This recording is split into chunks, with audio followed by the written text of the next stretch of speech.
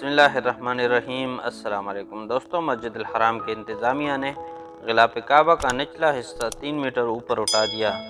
इसकी जगह चारों तरफ से 2 मीटर चौड़ा काटन का सफ़ेद कपड़ा लटका दिया।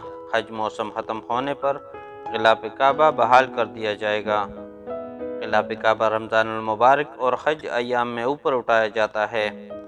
साल में 2 मरतबा ऐसा क्यों किया जाता है? हरम इंतज़ामिया का कहना है कि हज़ारों ज़ायरीन और आज़मीन इस सोच के साथ मक्का मुकर्रमा पहुँचते हैं कि उन्हें किसी न किसी शक्ल में ग़िलाफ़ काबा का टुकड़ा अपने हमरा लेकर जाना है। इसके लिए वो जायज़ नाजायज़ की परवाह नहीं करते। इस तरह की सोच रखने वाले तवाफ़ के दौरान अपने हमरा ब्लेड और कैंचियाँ लेकर आते हैं।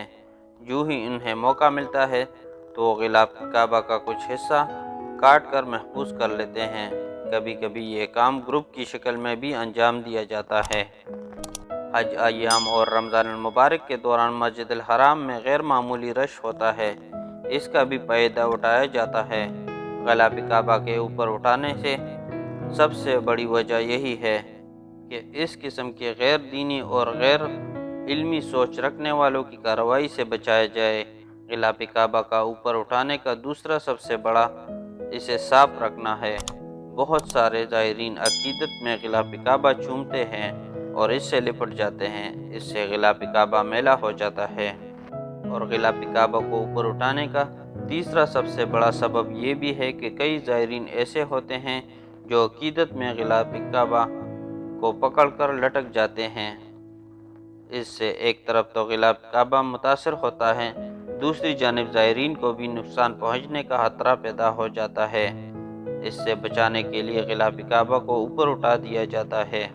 मस्जिद अल हराम इंतज़ामिया के सरबराह और सेक्रेटरी ग़िलाफ़ काबा कम्प्लेक्स के डायरेक्टर जनरल अहमद मंसूरी ने बताया कि अमसाल ग़िलाफ़ काबा 3 मीटर ऊपर उठाने की कार्रवाई में 50 अफराद ने हिस्सा लिया।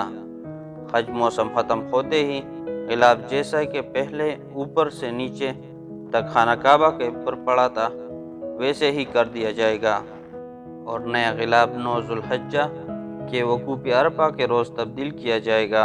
दोस्तों, मज़ीद इस तरह की नई इंफॉर्मेटिव वीडियो देखने के लिए हमारे चैनल को सब्सक्राइब करके बेल आइकन को ज़रूर दबाएं ताकि हर आने वाली नई वीडियो सबसे पहले आपको मिल सके। शुक्रिया।